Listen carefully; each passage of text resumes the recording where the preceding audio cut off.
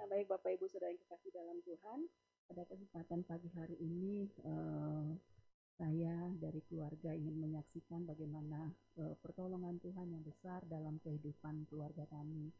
Ya, kalau kita lihat kehidupan orang lain, kadang-kadang kita lihat gini, orang lain itu hidupnya enak ya, gitu ya. Kita suka banding-banding gitu ya antara hidup saya dengan hidup orang lain. Tetapi di tengah-tengah orang lain menilai bahwa kehidupan kita itu enak, tentunya ada proses di dalamnya.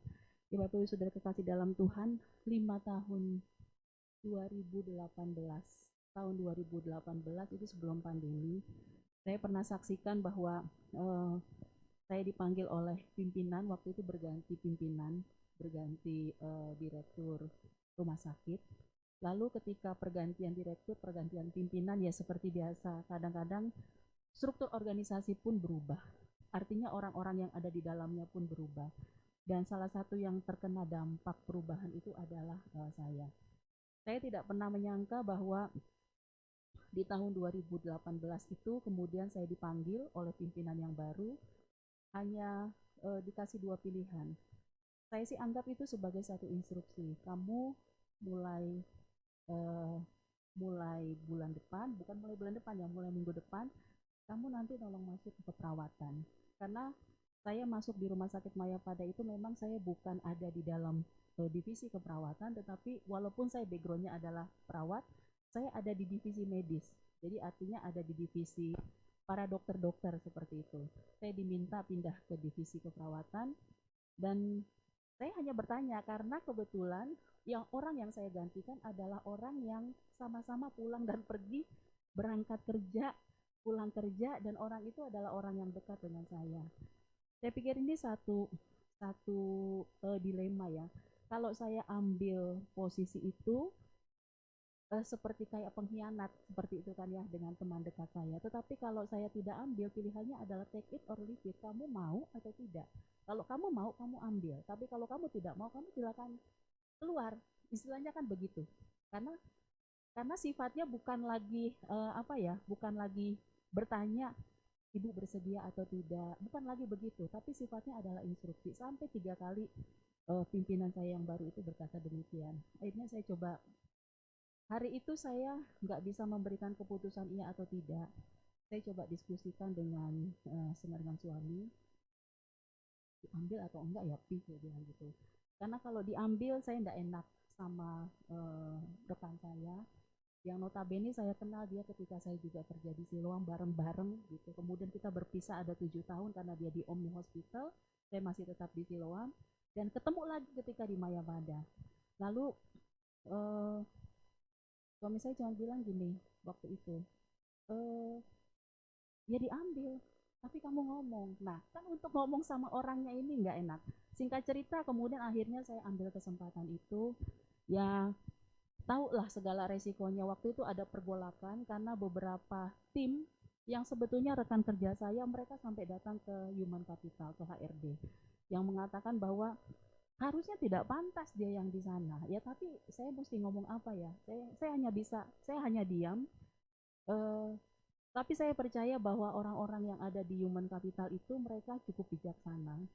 Ya cukup bijaksana. Waktu itu saya ingat dia hanya sampaikan gini, Herlina itu hanya menerima instruksi apa yang diminta oleh pimpinan, oleh organisasi. Jadi bukan salahnya dia, tetapi organisasi ini mempercayakan divisi keperawatan di tangannya dia, gitu. Jadi ya memulai sesuatu itu bukan dengan sesuatu yang mudah, walaupun itu sifatnya promosi, tetapi ternyata promosi itu tidak selalu menyenangkan, tidak selalu enak, karena biar bagaimanapun kita harus bekerja sama dengan orang lain. Yang notabene orang lain yang akan kita ajak kerjasama adalah orang-orang yang menganggap saya itu adalah sebagai rivalnya atau sebagai musuhnya. Banyak macam cerita bahwa pagar makan tanaman lah apa segala macam, tapi saya hanya bisa bilang sama tim, pilihannya cuma satu, take it or leave it.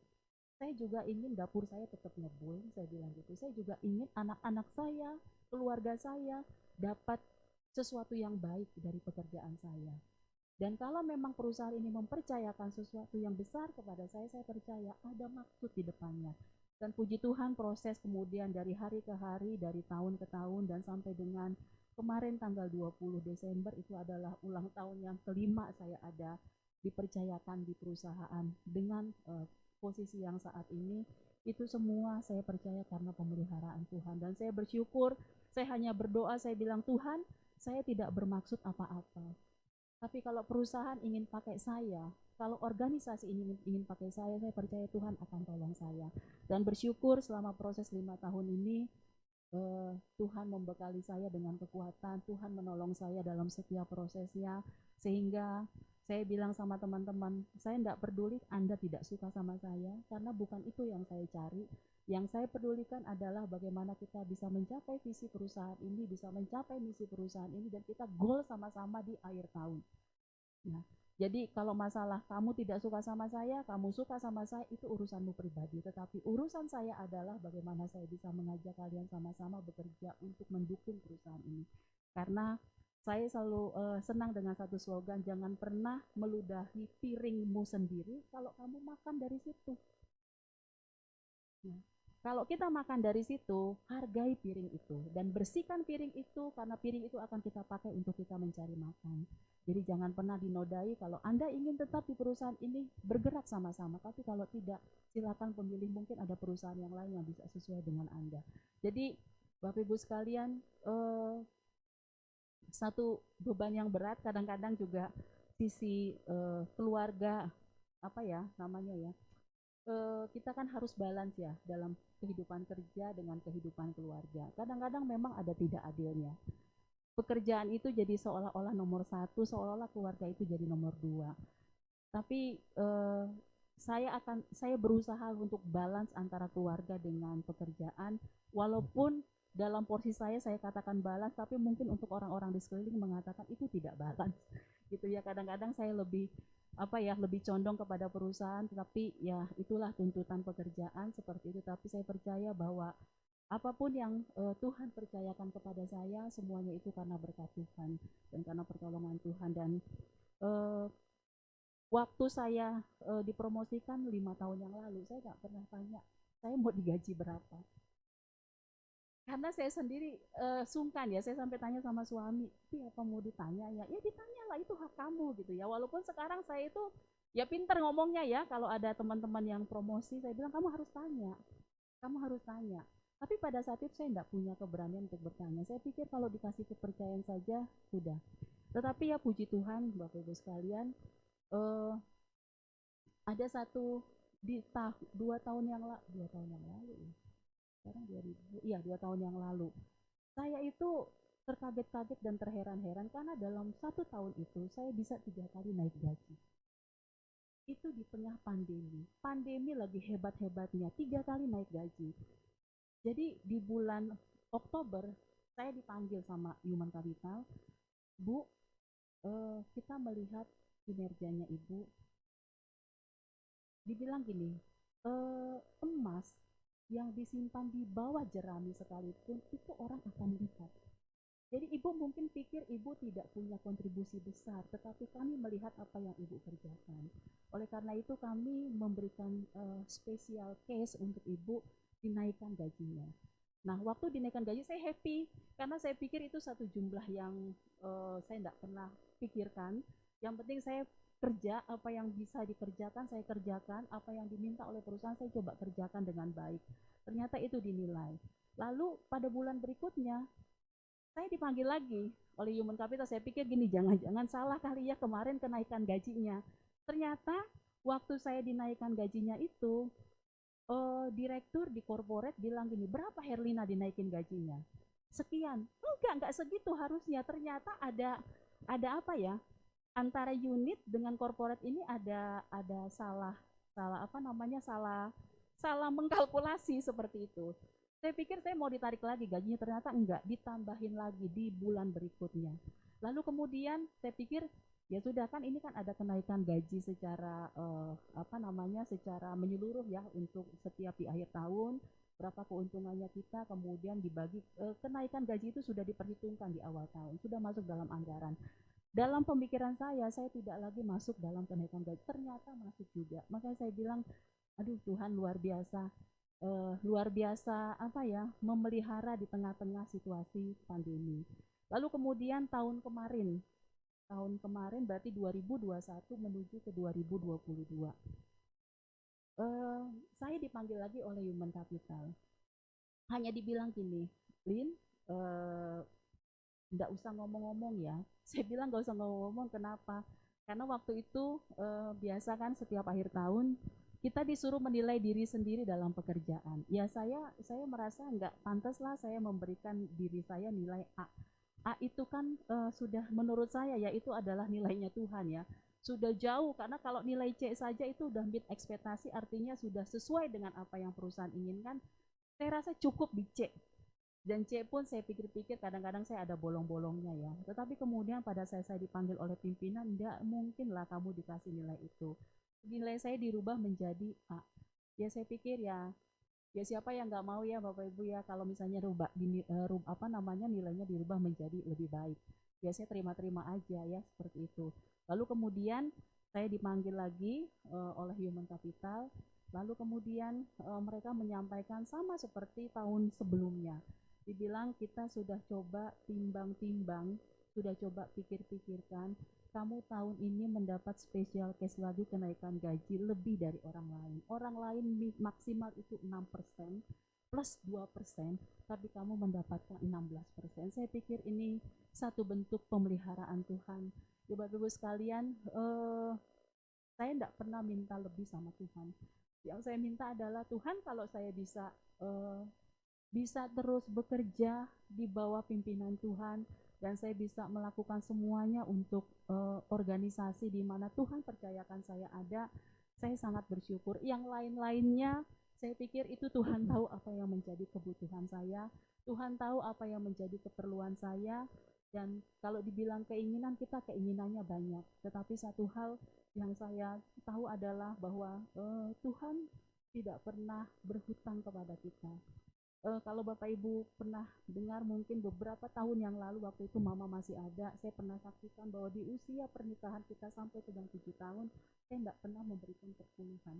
Belas tidak pernah mengembalikan perpuluhan. Lalu kemudian saat itu ada satu peristiwa dari Siloam, kemudian eh, apa ya, ada satu peristiwa pasien mentransfer uang karena kita melakukan pelayanan perawatan luka di rumah. Orang itu saya sudah bilang transfer ke rekening rumah sakit, tidak mau, dia meminta rekening dan ternyata itu menjadi permasalahan pada saat itu. Dan tapi puji Tuhan itu sudah clear masalahnya sampai akhirnya saya harus keluar dari Siloam. Waktu itu ya kita coba-coba, kadang-kadang ada satu peristiwa kita analisa ya, apa mungkin ini ya saya tidak pernah mengembalikan perpuluhan yang menjadi haknya Tuhan, yang menjadi haknya Tuhan itu saya pakai, saya nikmatin seperti itu. Dan saya coba belajar mengikuti apa yang Tuhan firmankan bahwa kembalikan kembalikan apa yang menjadi haknya Tuhan. Karena kita sudah dikasih porsi yang lebih besar yaitu 90%. Yang 10%-nya kamu kembalikan. Dan saya coba dengan keluarga belajar untuk taat kepada apa yang Tuhan inginkan. Dan bukan bukan hukum pancingan sih menurut saya ya. Bukan kalau kita memberi Tuhan kemudian mengembalikan, tidak begitu. Tetapi satu yang saya belajar adalah Tuhan menilai eh, kesetiaan kita, Tuhan menilai ketulusan kita dalam kita melakukan firman Tuhan, dan Tuhan juga menilai kalau kita belajar memberikan apa yang, mempergunakan apa yang yang menjadi haknya kita dan mengembalikan apa yang wajib kita kembalikan kepada Tuhan, maka Tuhan juga bukan Tuhan yang berhutang. Seperti firman Tuhan katakan, lihat aku membuka tingkap-tingkap langit, dan dia memberkati kita dengan luar biasa. Saya belajar dari itu. Dan puji nama Tuhan, kalau kemarin di tahun-tahun yang lalu saya mendapat, kami sekeluarga, bukan saya saja ya, kami sekeluarga mendapatkan pemeliharaan Tuhan yang begitu luar biasa. Itu semua adalah karena kebaikan dan kemurahan Tuhan. Sama suami saya juga begitu, ini kok tiba-tiba gaji dinaikin. Makanya waktu itu Bapak Gembala ya bilang gini, kok dinaikin gaji, pada terheran-heran seperti itu, bukannya seneng ya. Tetapi ya kita nggak pernah nyangka gitu ya Pi ya, bahwa di tengah-tengah orang lain mengalami kesulitan, di tengah-tengah orang lain mengalami pandemi, kami menikmati bagaimana Tuhan memberkati kami dengan luar biasa, dan harapannya adalah berkat yang Tuhan percayakan kepada kami itu bisa dinikmati juga oleh orang lain. Artinya bukan hanya kami sendiri yang menikmati, tetapi kami bisa membagi-bagikannya kepada orang lain, dan hidup kami bisa menjadi berkat. Saya selalu bilang sama suami, jangan sampai kita menjadi tikus yang ada di lumbung gandum yang mati kekenyangan gitu ya. Tapi kita harus belajar berbagi kepada orang lain. Seberapapun yang bisa kita berikan kepada orang lain, itu bentuk kepercayaan Tuhan kepada kita. Kita bisa menjadi berkat bagi sekitar kita. Dan sepanjang tahun ini Tuhan pelihara kesehatan kami sekeluarga dengan baik dan luar biasa.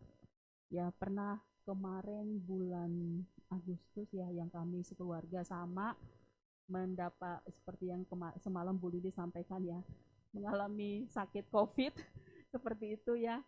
Ya, kami juga kena dampaknya. Kayaknya di keluarga hanya Gisel sama Pastor Gisel sama Ben yang lolos ya. Mudah-mudahan sih enggak ya, enggak kena gitu ya. Tetapi kami sekeluarga ya, dimulai dari waktu itu, kemudian Moti, kemudian Nanda, lalu saya bersama dengan jadi lupa nama anak ya, Kay dengan Joe gitu ya. Lupa sendiri ya, mengalami sakit, tapi bersyukur bahwa di tengah-tengah situasi yang seperti itu Tuhan menolong dan Tuhan memberkati. Terima kasih untuk setiap jemaat yang sudah sangat mensupport kami sekeluarga dalam pelayanan, dalam keseharian, dan tentunya apa yang Bapak Ibu support yang Bapak Ibu berikan kepada kami sekeluarga itu menjadi penghiburan tersendiri. Terlebih lagi kemarin tanggal 30 adalah memperingati ulang tahun ya, memperingati 5 tahun mama saya tidak ada. Kemudian tanggal 30 Januari bulan ini juga 29, yaitu bulannya dan harinya nggak jauh-jauh ya, adalah 3 tahun mama nggak ada.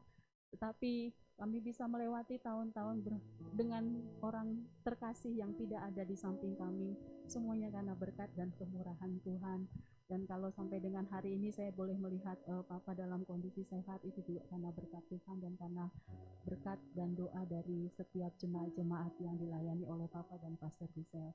Dan tentunya dalam berproses selama 1 tahun ini ada hal-hal yang mungkin melukai hati, baik dari ucapan, dari perbuatan, sikap, karena saya sendiri merasa menjadi orang yang agak sulit untuk basa-basi ya.